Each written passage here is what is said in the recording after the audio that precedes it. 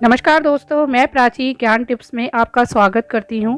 तो आज हम बात करने वाले हैं शुक्र प्रदोष व्रत कब है। 5 या 6 सितंबर का पहला प्रदोष व्रत। जानिए सही तारीख, महत्व, पूजा विधि और शुक्र प्रदोष व्रत की कथा। तो चैनल पे अगर आप हमारे आ गए हैं और हमारी वीडियो देख रहे हैं तो हमारे चैनल को लाइक और सब्सक्राइब ज़रूर करते जाइएगा। कमेंट बॉक्स में जय भोलेनाथ ज़रूर लिखते जाइएगा। भोले बाबा आपकी हर मनोकामना पूरी करें। तो चलिए दोस्तों शुरू करते हैं। शास्त्रों के अनुसार जब प्रदोष व्रत शुक्रवार के दिन पड़ता है तब यह शुक्र प्रदोष व्रत कहलाया जाता है। यह दिन भगवान और माता पार्वती को समर्पित होता है। प्रदोष व्रत में पूजा शाम के समय यानी प्रदोष काल में की जाती है। हिंदू धर्म में प्रदोष व्रत का खास महत्व माना गया है। यह व्रत हर महीने के दिनों पक्षों शुक्ल और कृष्ण की त्रयोदशी तिथि को रखा जाता है। यह व्रत भगवान शिव और माता पार्वती की कृपा पाने के लिए सबसे श्रेष्ठ माना जाता है। मान्यता है कि प्रदोष काल में की गई पूजा से भक्तों के सभी दुख दूर होते हैं। तो अब बात करते हैं कब है प्रदोष व्रत 2025।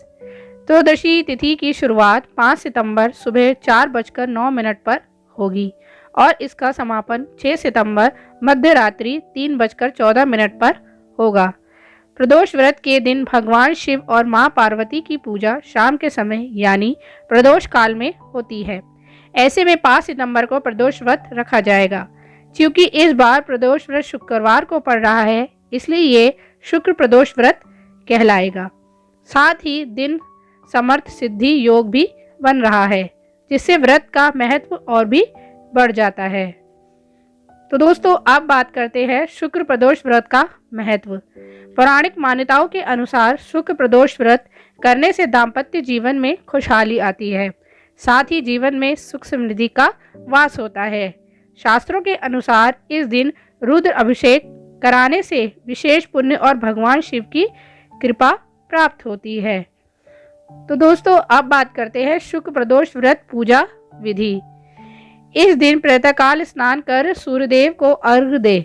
इसके बाद पूजा स्थल को साफ करें। प्रदोष व्रत की पूजा प्रदोष काल में करें। शिव मंदिर जाए और घी का दीपक जलाकर शिवलिंग का पंचामृत से अभिषेक करें। माता पार्वती को श्रृंगार सामग्री और लाल चुन्नी अर्पित करें। इसके बाद शुक्र प्रदोष व्रत कथा और शिव चालीसा का पाठ करें। साथ ही आरती कर भगवान को भोग चढ़ाएं। अंत में प्रसाद ग्रहण करने के बाद व्रत का पारण करें। तो दोस्तों अब बात करते हैं शुक्र प्रदोष व्रत की कथा। प्राचीन काल की बात है। एक नगर में 3 मित्र रहते थे। तीनों में ही घनिष्ठ मित्रता थी। उसमें एक राजा का बेटा, दूसरा ब्राह्मण का, तीसरा सेठ पुत्र था। राजकुमार व ब्राह्मण का पुत्र विवाह हो चुका था। सेठ का पुत्र के विवाह गौना नहीं हुआ था। मतलब जो सेठ का जो पुत्र था उसका विवाह गौना नहीं हुआ था। एक दिन तीनों मित्र आपस में स्त्रियों की चर्चा कर रहे थे। ब्राह्मण पुत्र ने नारियों की प्रशंसा करते हुए कहा, नारीहीन घर भूतों का डेरा होता है। सेठ पुत्र ने यह वचन सुनकर अपनी पत्नी लाने का तुरंत निश्चय किया। सेठ पुत्र अपने घर गया और अपने माता पिता को अपना निश्चय बताया। उन्होंने बेटे से कहा कि शुक्र देवता डूबे हुए हैं। इन दिनों बहू बेटियों को उनके घर से विदा कराकर लाना शुभ नहीं। अतः शुक्रदेव के याद तुम अपनी पत्नी को विदा करा लाना। सेठ पुत्र अपने जिद से टस से मस नहीं हुआ और अपनी ससुराल जा पहुंचा। सास ससुर को उनके इरादे का पता चला। उन्होंने उनको समझाने की कोशिश की किंतु वह नहीं माने। अतः उन्होंने विवश होकर अपनी कन्या को विदा करना पड़ा।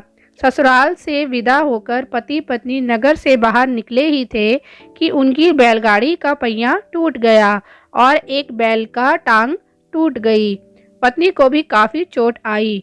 सेठ पुत्र ने आगे चलने का प्रयत्न जारी रखा। तभी डाकुओं से भेंट हो गई और वे धन्य धान लूटकर ले गए। सेठ का पुत्र पत्नी सहित रोता पीटता अपने घर पहुंचा। जाते ही उसे सांप ने ढस लिया। उसके पिता ने वेदों को बुलाया उन्होंने देखने के बाद घोषणा की कि आपका पुत्र 3 दिन में मर जाएगा। उसी समय इस घटना का पता ब्राह्मण पुत्र को लगा। उन्होंने सेठ से कहा कि आप अपने लड़के को पत्नी सहित बहू के घर वापस भेज दो। यह सारी बाधाएं इस कारण से आई है कि आपका पुत्र शुकस्त में पत्नी को विदा करा लाया है। यदि यह वहां पहुंच जाएगा तो बच जाएगा। सेठ की ब्रह्मपुत्र की बात जांच गई और अपनी पुत्र वधू और पुत्र को वापस लौटा दिया। वहां पहुंचते ही सेठ का पुत्र की हालत ठीक होने लगी। तत्पश्चात उन्होंने शेष जीवन उन्होंने साथ में सुखयापन बिताया और मृत्यु के बाद स्वर्गलोक हो गए। तो दोस्तों, ये थी शुक्ल प्रदोष व्रत की कथा। तो आज हमने आपको बताया श्री शुक्ल प्रदोष व्रत कब है, इसका महत्व, इसकी पूजा और इसकी कथा। जब भी आप लोग शुक्ल प्रदोष व्रत रखते हैं तो कथा को ज़रूर सुने। तो चलिए दोस्तों, इसी के साथ अलविदा लेते हैं। अब आपसे मिलेंगे एक नई वीडियो में। तब तक के लिए जय श्री कृष्णा, राधे राधे।